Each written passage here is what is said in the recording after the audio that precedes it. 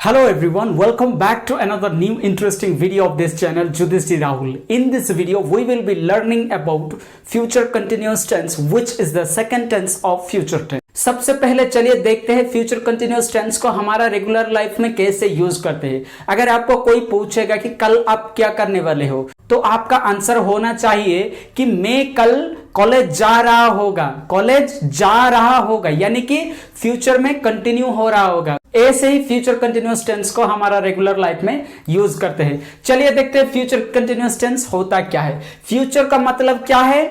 आगे जो होने वाला है, भविष्य में। कंटिन्यूअस का मतलब जो चल रहा होगा, चलेगा, भविष्य में जो चल रहा होगा उसको हम बोलते हैं future continuous tense. For example, मैं खा रहा होगा, मैं जा रहा होगा, मैं डांस कर रहा होगा, मैं गाना गा रहा होगा। ये जो गाने का काम, खाने का काम, जाने का काम, ये जो काम है ना, वो फ्यूचर में कंटिन्यू हो रहा होगा। इसीलिए ये वाला सेंटेंसेस है ना फ्यूचर कंटिन्यूअस टेंस के अंदर आता है। ऐसे ही हमारा रेगुलर लाइफ में हम यूज करते हैं फ्यूचर कंटिन्यूअस टेंस को। लेकिन आज के इस क्लास में हम सीखेंगे कि कैसे पर्टिकुलरली इंग्लिश में बोलना है फ्यूचर कंटिन्यूअस टेंस को हमारा रेगुलर लाइफ में whenever we are talking with someone. तो चलिए देखते हैं, यहां पर एक एग्जांपल लिखा हुआ है, मैं कल जा रहा होगा। मैं कल जा रहा होगा, कल जा रहा होगा। ये जाने का काम नहीं, कल कंटिन्यू हो रहा हो, इसीलिए ये वाला सेंटेंस है ना फ्यूचर कंटिन्यूअस टेंस के अंदर आता है। तो इसको इंग्लिश में ट्रांसलेट करने के लिए हमको एक फॉर्मूला चाहिए, जो फॉर्मूला फ्यूचर कंटिन्यूअस टेंस का होना चाहिए। और फ्यूचर कंटिन्यूअस टेंस का फॉर्मूला क्या है? वो फॉर्मूला है subject plus will shall plus be plus V1 plus ING plus object, यानी कि subject plus will shall plus be plus V1 plus ING plus object. Subject plus will shall plus be plus V1 plus ING plus object. यहां पर will कहां use होगा, cell कहां use होगा? इन्हीं दोनों में से कोई एक को यूज करना पड़ेगा। जैसे ही मैंने पिछले वीडियो में बताया था कि विल कहां यूज होगा, सेल कहां यूज होगा। अगर आपने वो वाली वीडियो नहीं देखा तो आई बटन पे मैं लिंक दे दूंगा, जाकर वहां देख लीजिए। फिर भी मैं आपको बता देता हूं कि विल कहां यूज होगा, सेल कहां यूज होगा। अगर वो सेंटेंस का सब्जेक्ट आई और वी होता है, आई और वी होता है, इन दोनों में से कोई एक होता है ना, तो वहां पर सेल यूज होगा। अगर इन दोनों में से कोई एक नहीं है ना वो सेंटेंस का सब्जेक्ट, तो वहां पर विल यूज होगा। लेकिन ये रूल तभी यूज होगा जब कोई भी काम श्योर नहीं है, कोई भी काम डेफिनेट नहीं है, तो वहां पर ये वाला फॉर्मूला यूज होगा। हम जब भी एक काम को फ्यूचर टेंस में बात करते हैं ना, तो उसका मतलब उस काम का कोई गारंटी नहीं है। फ्यूचर टेंस का मतलब कोई गारंटी नहीं है, होगा या नहीं होगा। अगर कोई भी एक काम श्योर नहीं है, गारंटी नहीं है, तो वहां पर ये वाला फॉर्मूला यूज होगा। अगर वो काम फ्यूचर में गारंटी है, पक्का ही होगा, तो यहां पर वाइस वर्सा होगा, यानी कि आई वी के पास विल यूज होगा और इन दोनों में से कोई एक नहीं ना, वहां पर सेल यूज होगा। So this was the formula that I have taught in the previous video. So चलिए देखते हैं यहां पर कैसे ट्रांसलेट करते हैं। मैं कल जा रहा होगा, यहां पर सब्जेक्ट क्या है? सब्जेक्ट है मैं, इसको इंग्लिश में क्या बोलते हैं? आई। तो वहां पर विल या सेल यूज होगा, क्या यूज होगा? मैं कल बाजार जा रहा होगा, इसका कोई गारंटी नहीं है। तो गारंटी नहीं का मतलब क्या है? जो सिंपल फॉर्मूला यूज होगा, जो आई वी के पास सेल यूज होगा। आई वी के पास सेल यूज होगा। यहां पर सब्जेक्ट आई है क्या? यस, तो वहां पर cell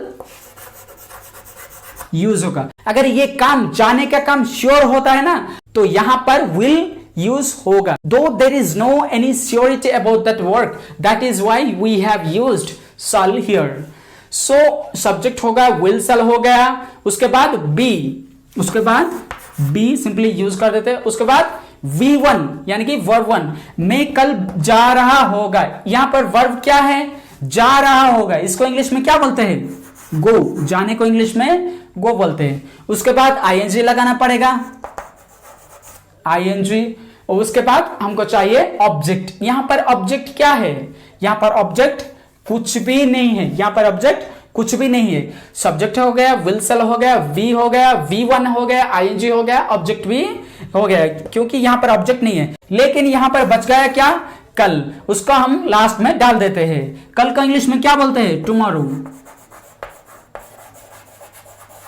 tomorrow, I shall be going tomorrow, मैं कल जा रहा होगा, I shall be going tomorrow। तो सिंपली सी बात है, अगर आपका फ्रेंड्स को और आपका रिलेटिव्स को ऐसे ही बोलना है तो ये वाला फॉर्मूला याद कर लीजिए, जो है subject plus will shall plus be plus V1 plus ING plus object. मैं कल जा रहा होगा, I shall be going tomorrow।